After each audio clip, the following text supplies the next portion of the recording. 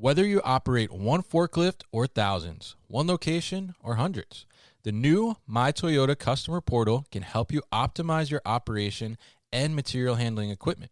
This one-stop, free-to-use platform is designed to help you take control of your information and make smarter decisions, all at the touch of a button. Register and access your data today at my.toyotaforklift.com. That's my.toyotaforklift.com.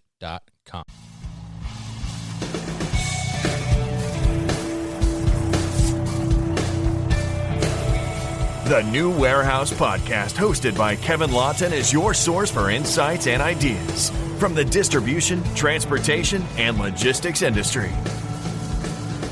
A new episode every Monday morning brings you the latest from industry experts and thought leaders. And now, here's Kevin.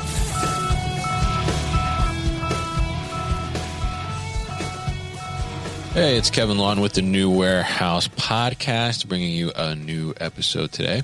And on today's episode, I am going to be joined by Ryan Polakoff. He is the president at Nexterus.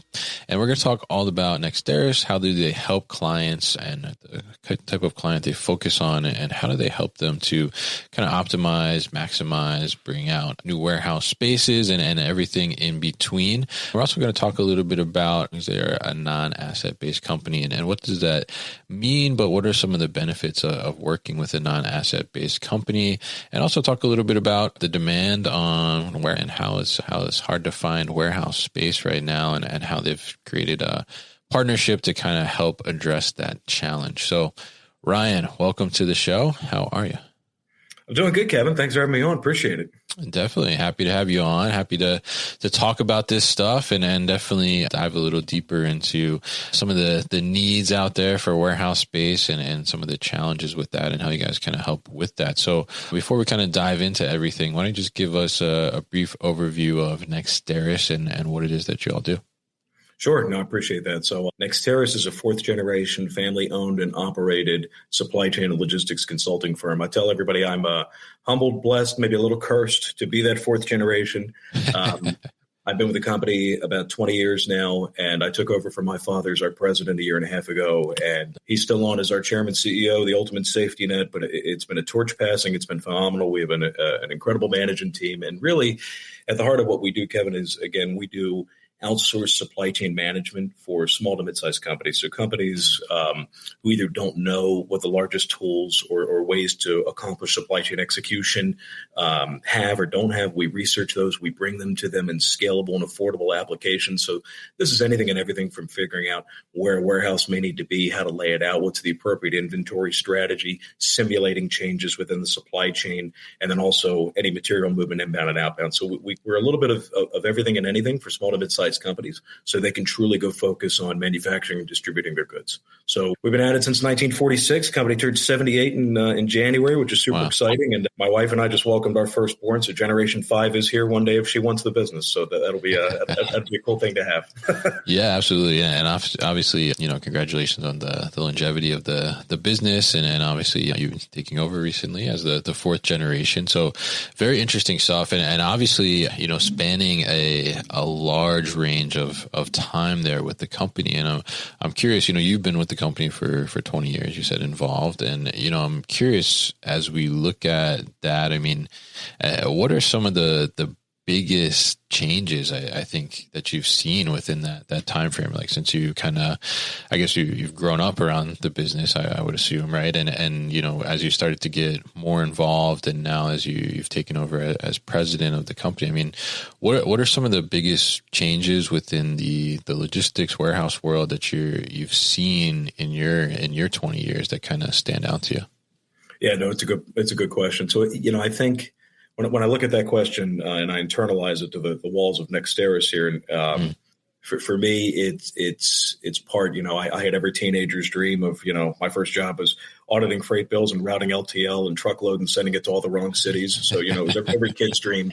But really, I've seen this proliferation. I think a lot of this is still coming out of the pandemic on supply chain being viewed not just no longer as a backroom function. So I think a lot of companies, and whether it's through chief supply chain officers or whether it's through embracing technology or just saying, hey, this needs to be a part of strategy now, there's been this new light shined on supply chain. And it's really gone to the boardroom now. So it's a part of strategy. It's not a part of tactical execution anymore. So as I look back at just my time in industry, it's nice to see that it's a focal point of how we're going to accomplish it. And shippers are now seeing this is the backbone of the organization. This is going to put sales and procurement in the right spot that they need to be to go accomplish our goals. So it's nice in a sense to see that it has come a long way, and it's no longer just, hey, that's something the warehouse has to worry about, and then sales and procurement can disagree on some things. It's here. It's a part of strategy. What do we do with it now? Very interesting. Yeah. And I think that's very true. I mean, even, I see it even in teaching supply chain, like just over the last, I've been teaching for, I guess, 2 years now, 3 years, something like that. And just in the little span of time, like you do see that like now students coming in, they're more familiar, like what is supply chain. So I imagine for you, like, growing up, trying to explain, this is what my family does. People are probably like, like, what is that? Right. And now your newborn, I'm sure, is going to grow up and everybody's going to be like, oh yeah, I know what that is. Right. It's very interesting kind of like how it's come to the forefront, even though, I think we would probably both argue that it has been the backbone of business for a long, long time. Right. But it's just about that visibility. Of course, when things break, that's when people want to talk about it or know about it. Right. So very interesting. And I'm curious too. I mean, you guys are a non-asset based company, right? So I guess tell us a little bit first, maybe what does non-asset based mean to you guys? And then tell us about what are some of the benefits of being non-asset based, maybe not only just for yourselves, but for your customers or potential clients as well. Yeah, absolutely. I think for us, the advantage in non-asset based is, my only assets are people and technology. And so the advantage there is to be nimble and then being able to drive whatever the best class, optimized solution may be. There's no marriage to a particular system or partner, although those relationships are very important. I think that's a key differentiator for Nexterus' success over our 7 decades has been our longevity of some of our relationships with carriers, other partners, our employee tenures over 10 years. So we recognize relationships are important, but on the non-asset side of things, it allows us to be creative and really non-biased to drive solutions as to what makes sense for this manufacturing client. That may be different than what makes sense for this retail customer, what makes sense for this distribution client. So it allows us to bring in that really best breed of expertise and network and advise on solutions on why we make sense. And, I think for us on the relationship side too, Kevin, you look at we were probably one of the first, if not the first, property broker license handed out when transportation deregulated in the 80s. So relationships that we have with some motor carriers like the Estes of the world and Ward and Old Dominion, we're their oldest third-party customers. So that's a nice relationship value point to be able to bring to a potential customer and say, listen, when you work with us, you get the decades of relationships. We know these guys. We're going to show you the story the data tells, and we can kind of stand by this. But when it comes to the supply chain design side, it's really saying, hey, what do you want to accomplish, right? So again, you want to buy this company. You want to figure out, you still have 5 DCs in your network. Does that make sense? Does it not? Simulating all those changes and bringing to accomplish your goal of 2x growth, your supply chain needs to do this, and then modeling for risk. So, it was kind of an all across the circle answer, but that's the fun part for us is obviously no two supply chains are the same, no two companies are the same. And being non-asset based allows us to drive the most innovative solution that makes sense that isn't tied to a single partner. Very interesting. And I think, it all sounds like it kind of boils down to flexibility in a sense, right? And being able to be flexible within that supply chain. So, tell us, from like a client's perspective, and you said you focused on the small to medium-sized kind of client. How important is it to have that flexibility? Like instead of, being committed to like a certain solution for, the long term or being able to pivot kind of quickly. Why is that such an important thing? Well, because typically, one, they don't have an optimized tech stack. They don't really have strategy until now. Recently, we're seeing a lot of our customers saying, you know what, guys, you're right. Thank you for executing on this service, but this needs to be part of a bigger level conversation. So they may not have the right tech stack. They might not have the best processes. And so it's not about finding the cheapest warehouse or beating up freight carriers for rates. It's a thing that's much higher up the value chain than that and say, listen, where can supply chain support your organization? And so really it's helping advise on the top and then working down to say, let's make sure you have the right system system in place. Let's make sure you have the right people who understand that. Let's make sure you have the right process to roll out. And then once you have that team set, make sure that the compliance protocols are in place. So you hit the nail on the head. It's the ability to pivot when something happens. We're seeing now, even in our own customer base, and when I say small to mid-size, we typically work with companies who do probably $1 billion in revenue and down, and some as small as 5 to 10 million a year. So it's a nice space to play in, but they're all in this same field of, really we understand and appreciate where this is. And if we do want to take the company to a different place, it doesn't make sense to have one warehouse here, one warehouse here.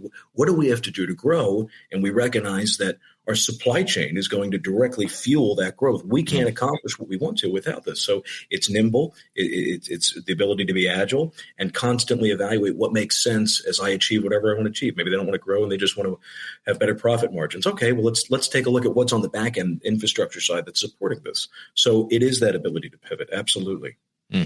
Very interesting. Yeah. I mean, I think it's such an important thing now, especially, as we see so many kind of swings and shifts in demand and then, expected service levels and things from a consumer perspective. I mean, it's really important to be able to pivot and have that flexibility. But you said something in there that made me think of a quote that I heard recently. And you said that, supply chain is really going to help you lead to growth, right? And really going to drive that growth for you if you want to grow, right?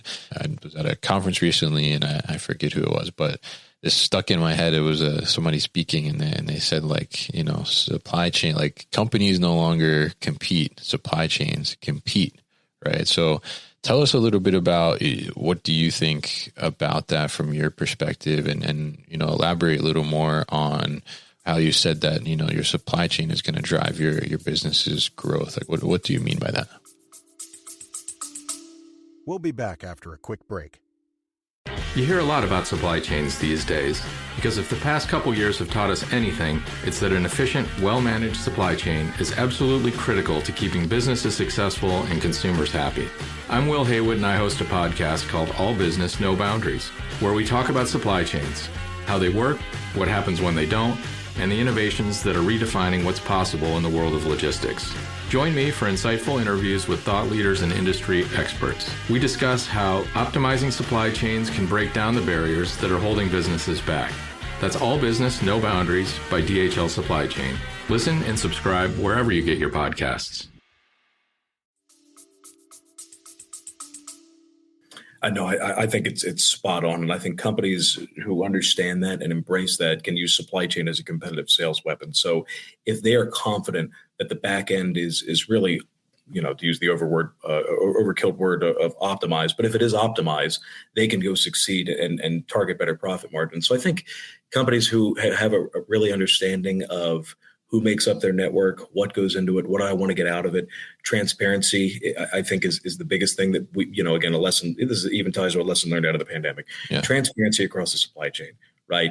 Have everybody understand, one, internally, what does sales want to accomplish? What does procurement want to accomplish? What does finance's role in this? What is the warehouse's role? And then take it out, and then take it outside the four walls. Get more open with your carriers. Get more open with your suppliers. Build the depth in the supplier base.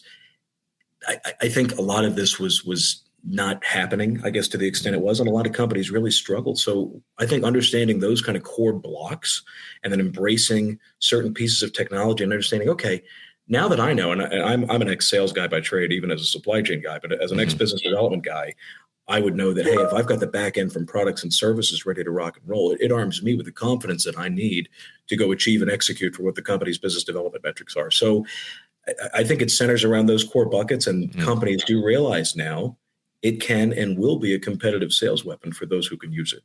Yeah, absolutely. And I think it's interesting because, I posed this question to my class too as well. We kind of talked through it after I heard that quote. And we looked at it. From a consumer perspective too. I think if you're able to have that more efficient, more optimized network, and then able to deliver faster and bring your product to your customer faster in a better way.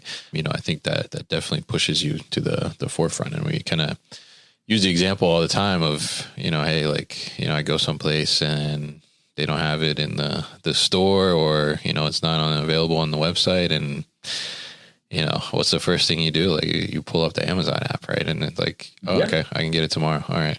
So it's like, and all of that is that supply chain behind that, driving that, where, you're having that customer experience of that out of stock and, not finding what you're looking for, and then going and, finding on someone that has a better optimized supply chain. So I think it's pretty interesting. So, I mean, in that sense, what are you seeing as you're engaging with potential clients or your existing clients now? I mean, what are some of the biggest challenges that people are having around the kind of the warehouse and fulfillment side of things?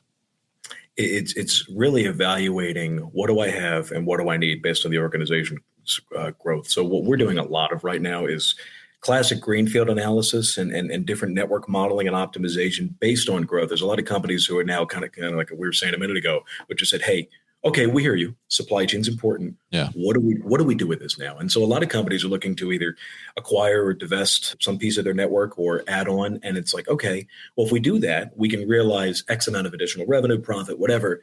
What does that mean for these SKUs, this warehouse, these people? And that's really the part of the equation that hasn't been figured out yet. So we're helping them with a lot of that on the back end and saying, if you make this change to your network, here's what this does. And then if you need help finding that, run a greenfield and say, hey, Kevin, your next DC actually needs to be in I know your sales team said it needs to be, in Reno because you got a ton of customers out there, but here's exactly where it needs to be. And then once they find that, if they need our help beyond that, we can work with our partners, as Afer mentioned, at Warehouse to tap into their network of over 2,500 facilities between the U.S. and Canada and tie it in with the greenfield study and say, okay, down to the latitude and longitude, here's where you should be. Here's what this does for you. And when you hit this point in your growth, this is what makes sense. So a lot of that work now is, again, resetting the baseline, figuring out what I actually have. And there's been a lot of just saying, like, seeing your supply chain in full analytics. It always raises the what if or the what's happening in your baseline. And so many executives will look at that and go, wow, I guess just seeing it in this way, I didn't realize that, man, these DCs are kind of close together, or why are we doing this in freight? Or what does this really mean here? And so I think it's embracing technology. It's embracing that strategy and that simulation on, okay, I want to get to here. What happens here? And I think between the folks at Warehouse and the folks at Optologic, they've done a heck of a job taking what used to be really good 10 years ago of kind of like core optimization and really building in this risk factor to say, hey, listen, obviously there's been no shortage of headlines. If I'm looking at this through a shipper in current events and say, oh my God, yellow just went out. They were my third largest carrier in this. What does that mean for me? Yeah. Here's what that means for you. UPS strikes. What does that mean for me? Here's what it means for you. So I think it's embracing this simulation and then executing better based on what the data tells us. Yeah. I think that's such a great point because, it's one thing to understand what's happening right now, right, with your company and your supply chain, but then it's one thing to also be able to understand, like you said, you have an issue like UPS goes on strike, like then what does my supply chain look and how do I build that kind of contingency plan and understand like, oh, maybe I could, shift some parcel volume to some other carrier and regionalize or something and figure out like a strategy around that. And maybe it works for the contingency, but maybe it also works for me right now. Right. So being able to visualize that, like you said, I mean, kind of opens up the door to a lot of other possibilities and opportunities. So really interesting. And you mentioned the partnership in there with Warehouse and, they provide on-demand warehousing, like you kind of mentioned there, but talk to us a little bit about right now, especially you mentioned Reno, there's a lot of like hot pockets of places within the country that people want to have warehouses in,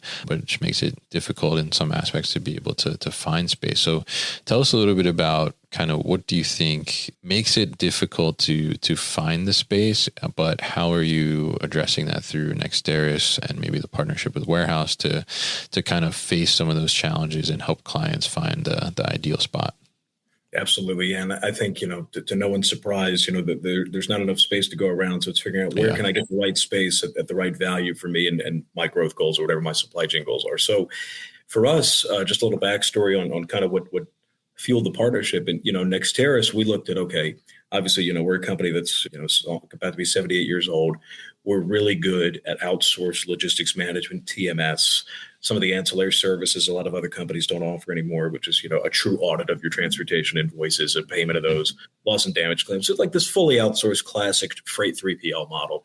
Then we started sitting down and thinking, what else can we do? If we're the small company, where else are we hurting? And if we want to grow, what else do we focus on? So we started to look at some of these other partnerships, and warehouse was an easy one that we got connected with, and said, there's some real value that we can mutually drive for one another. Again, based on if I did a greenfield, or if I just knew that based on some upcoming sales demand and POs I had incoming, that it makes sense to be here.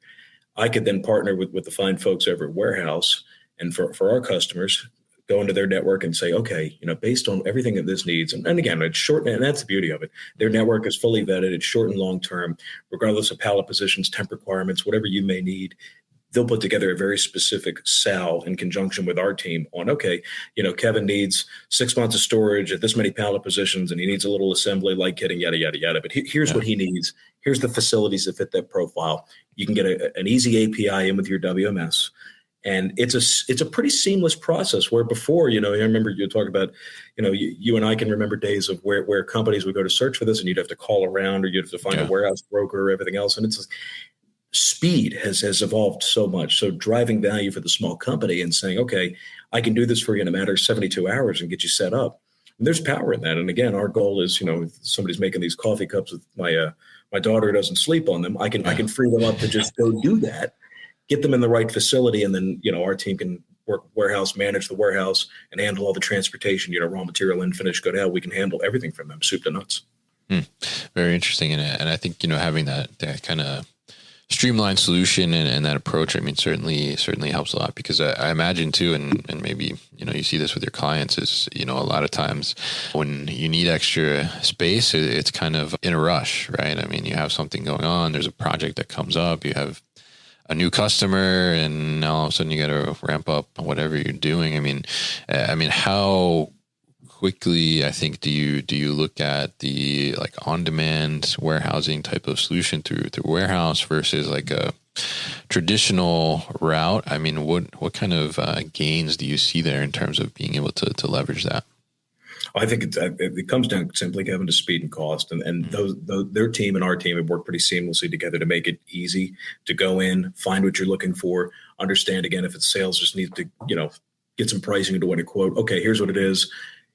You're exactly right. There's been a lot of, okay, well, that makes sense. Now we've already got truckloads of this stuff heading there. Is that cool? It's well, hang on, let's get all set up. Yeah. But they've created the API environment, the setup, everything else has been fairly seamless to get them in, win those jobs quickly. And then from there, it's kind of like a tier one, even if coming into a TMS, which is, hey, you want a little freight here in these lanes. How would you like a managed services engagement? This is the same exact thing on the warehousing side too. So even if you had a short-term project, now you can have trust and faith in this service as a trusted advisor partner for any of your longer-term needs or referral base. So it's been really good.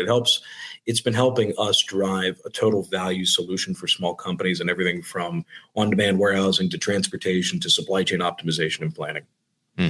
Interesting. Yeah. I think it's very interesting. As you mentioned, this stuff is already on the way. I mean, and I think that happens more often than not, because I think that, you see these customers or companies that, especially small to medium size, are trying to figure out supply chain and what does that mean as they're growing, and they don't necessarily understand that there's some complexity behind setting that up and getting inventory in place and those types of things. So having someone like Nexterus in between to be able to help manage that and help them understand that, I think is a really smart and a really good thing. So I'm curious, as you talked about the tech stacks that these companies have, and you kind of mentioned there too that the companies you're seeing have evolved a little more, right? And they're more in tune with the tech that's going on. And I think if you look at, any trade show now in our industry you go to, I mean, there's tech all over the place, right? I mean, all types of innovation happening. So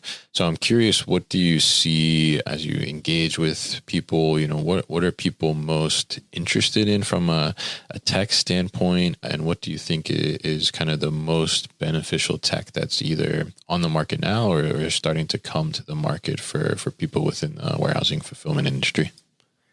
I think there's a big opportunity to figure out what can supply chain tech really be, because we're still kind of at this, what I'll call bolt-on phase, which is, hey, TMSs are adding different things to optimize, optimization TMS maybe at the freight level, right? It's not really at the inventory, the network level yet, but it's like, hey, what level of reporting do I need? Is there an opportunity to build some smarter loads? Most TMSs have that today. And then there are WMS companies, as we know, that are like bolt-ons for this. There's companies who buy an ERP system that use 30% of it. So the opportunity to grow is actually it's a sister company of ours called BrillDog that is looking to get off the ground and is actually open for investment. But we are seeking to become an SCMS, a supply chain management system, first of its kind for small companies. So this will feature anything and everything from a TMS to WMS function to light network optimization to on-demand warehousing through the partnership with Warehouse to vendor sourcing marketplace. So we're developing that right now. And again, seeking active investment in that company. Nexterus will remain fully privately held and owned by our family. But BrillDog we see as an opportunity to fill the market from a supply chain tech stack because your choices are do these bolt on, use some combo of spreadsheets if you're a small company, or buy something you can't afford. And so we view that as the opportunity there. So Nexterus will be implementing the BrillDog system for our clients as BrillDog looks to build its own brand and everything else. So it'll replace the TMS that we use today. It'll come with these new features and functions. Nexterus will still offer its world-class Ritz-Carlton-esque customer service and supply chain consulting and planning, be that logistics partner, and BrillDog will be the technology supporting it behind it. So a little bit of a plug there, but it ties directly to your question around what's next for supply chain technology that isn't just better TMS, better WMS. Mm-hmm. Interesting. Yeah, and I think that makes sense. I mean, especially with I think you said 78 years, right? Somewhere around there of experience from the company at Nexterus. I mean, it makes sense to be able to take all that experience and put that into that tech layer that you're mentioning there in the BrillDog. I mean, it'd be very interesting to see as BrillDog develops. We talk about it on a future podcast episode and something like that. But I think it's really interesting to see how do you take all of these things and, like you said, put something together that kind of takes away that bolt-on situation, because it is interesting to see, like, even as we see some of these, legacy WMS companies that have been around for a very long time. I mean, even they have, shifted to the cloud-based type systems, focused on, opening up for API and, bolting on these extensions and different tools and for different types of businesses and all this stuff is very interesting because I talked to some people and, we're using this and we're using that and then we're using this and this. It's like, wow, like how do you, keep all of this straight, right? And how do you, understand everything that's going on and make these decisions? It's pretty interesting, all of the options that are out there, which I think is one thing that, comes from innovation, right? It's like we have, this opening for this innovation to happen and great things happen, but then you get overwhelmed by the amount of options that are out there and how do they work together, and can this one work with this one, and no, this one can't work with this one, and then how do we integrate everything together and have it kind of a streamlined process. So I think overall supply chain management system, as you mentioned with BrillDog, I think is a smart move, and I think it'd be interesting to see how that grows and develops as well. So very interesting stuff talking to you here, Ryan, and definitely interested to learn about everything that's going on in the space from your perspective and obviously your company's perspective over all these years as well. So great to connect with you and great to have you on the show. If people are interested in learning more about Nexterus and getting in touch with you, what's the best way to do that? Go to just nexterus.com. You can find us. We'd love to hear from you. All right. Awesome. And we'll definitely put that website and that information at thenewwarehouse.com so people can easily find it. So Ryan, thank you once again for joining me on the show today. You've been listening to the New Warehouse Podcast with Kevin Lawton. Subscribe and check us out online at thenewwarehouse.com.